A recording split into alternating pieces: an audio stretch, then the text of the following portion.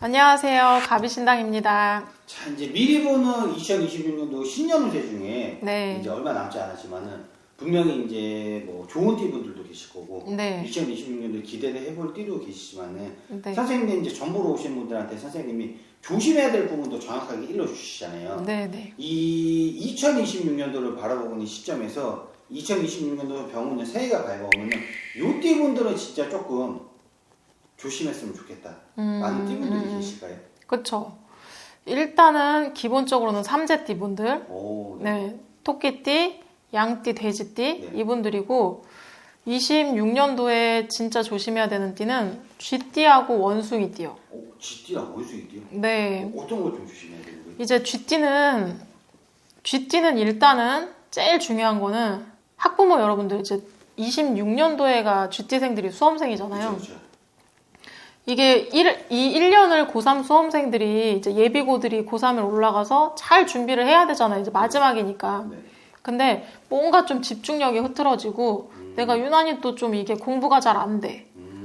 자꾸 이게 막 2시간을 붙잡고 있어도 이게 잘 안 들어와, 머리에. 이러는 형국이 좀 많이 있거든요.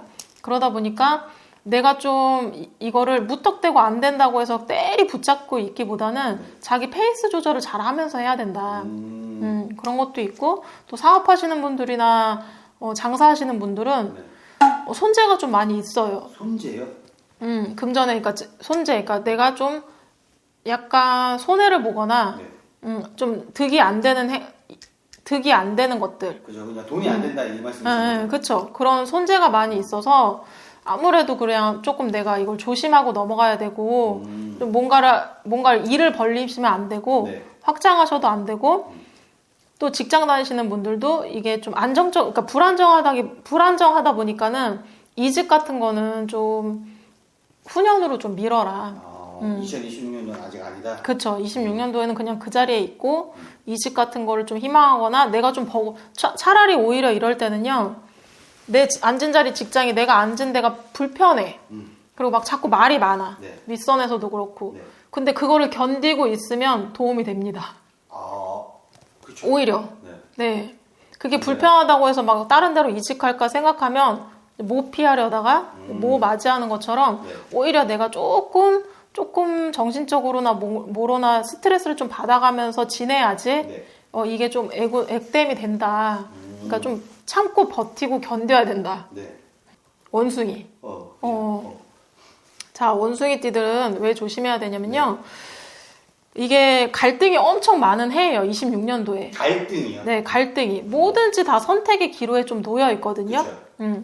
그래서 사람 간의 관계도 그렇고 내가 또 직장 내에서도 선택할 일이 생기고 사업적인 면에서도 할까 말까 그만둘까 말까 또 다른 거를 손댈까 말까 이런 막 뭐든지 이렇게 두 갈래 갈림길에서 선택을 해야 될 그런 운기가 많기 때문에 조금 이럴 때는 내가 뭐를 선택해도 나한테 이렇게 좋은 방향으로 흘러가지가 않기 때문에 차라리 그냥 현상 유지를 해라. 선택하지 말고 좀 인연 같은 경우도 사람, 인연 이런 경우도 쟤랑 그만해야지 끝내야지 하더라도 그게 너무 성급한 거예요. 조금 더 그냥 지켜보고 조금 더 생각하고. 그쵸. 네, 그러니까 뭐든지 뭘 선택에 앞서서 너무 성급하고 조급하게 결정하면 좀 탈이 난다. 근데 선생님이 이제 뭐 그런 얘기 해주셨잖아요. 이 띠가 어떻게 보면 2026년도 좀 조심을 해야 된다고 네. 이제 제 질문에 이제 대답을 해주셨는데 네. 이 쥐띠랑 원숭이띠 분들 같은 경우도 어떻게 보면 이제 각각 나이들이 있으시잖아요. 네, 이거는 네. 전체적으로 운을 봤을 때 좀 그런 기운들이 들어왔기 때문에 말씀을 해주신 거예요? 그렇죠. 전반적으로 뭔가 이렇게 내가 흔들림은 다 가지고 있어요. 그러니까 어리든 나이가 많든 또 나이가 드신 분들도 그렇고 네. 조금 내가 마음의 안정이 좀 잘 안 된다.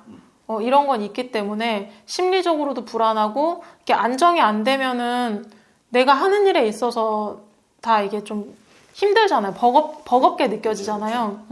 그래서 쥐띠분들은 이렇게 내가 안 좋은 해운년인 걸 미리 알고 좀 그거를 대비하고 예방하신다면은 26년도에 내가 그래도 그래도 그렇게 막 넘어질 일은 많이 없다. 이렇게 보이거든요. 왜 이제 전보로 10년 운세 보신 분들 중에 네. 왜 선생님 이제 조심해야 될 거 얘기해 주시고 뭐 안 되는 거 얘기해 주셨을 때 좀 네. 그걸 안 믿으시는 분들도 솔직히 있으시잖아요. 많죠. 그러고 나서 이제 시간이 지나고 나서 맞아. 다시 오셔가지고 그때 그 말이 맞았어 이러시는 분들 계시잖아요. 네, 네. 그것 때문에라도 자꾸 이런 말씀을 해주시는 거죠. 그렇죠. 한 번은 이런 경우가 있었거든요. 이제 손님이 자기가 그러니까 그 내년에 결혼할 해운년이 아니었어요. 네. 그래서 조금 뭐 급한 거 아니니까 결혼이 뭘 이렇게 급하겠어요. 그래서 뭐 아기 난 것도 아니고 임신을 한 것도 아닌데 그래서 조금 해운년을 아예 지나든지 안 그러면 차라리 올해 해버려라.